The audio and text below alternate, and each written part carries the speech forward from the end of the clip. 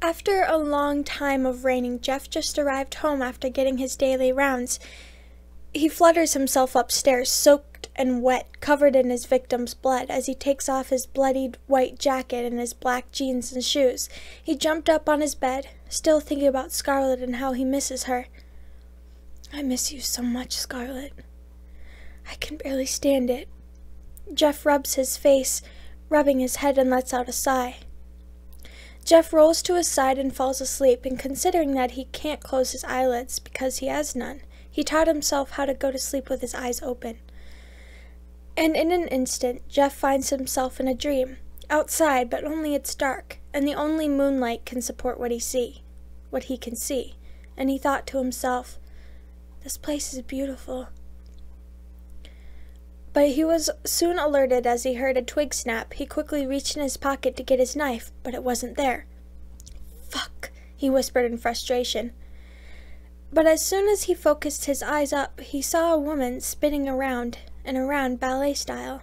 Jeff stared at the woman but couldn't see her face because she was wearing a mask similar to his face features. So he slowly approaches the woman and says in a calm voice, "Who are you?" And as she fell in a tip style like a ballet woman would do for a finale, Jeff catches her and slowly reaches for the mask to reveal a woman's true face. What he found shocked him. "Scarlett?" "Jeff." Jeff wakes up in a pool of sweat, breathing heavily, covering his face with his hands. "Oh, God. I'm so sorry, baby. I wish I could have saved you." He removes his hands from his face, only to see Slenderman standing in front of the door. "What the hell do you want?" he said in a frustrated tone. "Still thinking about that human, huh?" Jeff drops his head down to the ground. "She's dead because of me. I hurt her. I took away innocence. All I could say to her was go to sleep."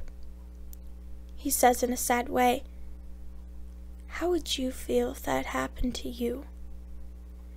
"That would never happen to me, because I don't fall in love with my prey. I am a heartless monster, so I don't cling to things like that.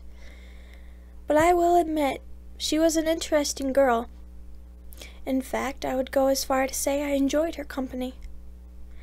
The point I'm trying to make is you loved her more than anything. And I know it's not fair that she had to die like that. But you have to move on and do what you do best. Kill." Slenderman opens the door. "I'll give you some time to get back to yourself. Then it's back to work. You understand?" Jeff shakes his head in agreement. "Fine. Good." Slenderman closes the door, sighs, and heads upstairs. Jeff shakes, trying to get himself together. Jeff gets off the bed, put on black jeans and a white hoodie, and heads downstairs. Jeff looks in the living room and sees Ben playing a game. "Hey, you got a cigarette?" "Yeah." Ben pauses the game, digging in his pocket, and pulls out a pack of cigarettes. "Just keep the whole thing." "Thanks." Jeff pulls out a cigarette as he walks away to the Jeff pulls out a cigarette as he walks away to the door. "I'm going for a walk." Jeff pulls the door open and walks outside. He lights up a cigarette and blows. "That's better." He sighs in a relief way and continues to walk around the forest. Maybe 10 minutes later, Jeff sees a figure standing in the distance, with his back turned. "What the fuck is that?" Jeff chuckles at his question. "Oh well, no point standing here guessing and shit." Jeff checks his pocket to make sure his knife was there. But it wasn't. "What? I could have sworn it was right in my pocket," he says in a frustrated way. "Where'd it go?" Still searching, a voice from behind Jeff spoke up. "Looking for this?" Jeff spins around only to see a teenager holding his knife at the tip dangling side to side. "How did you? Who are you?"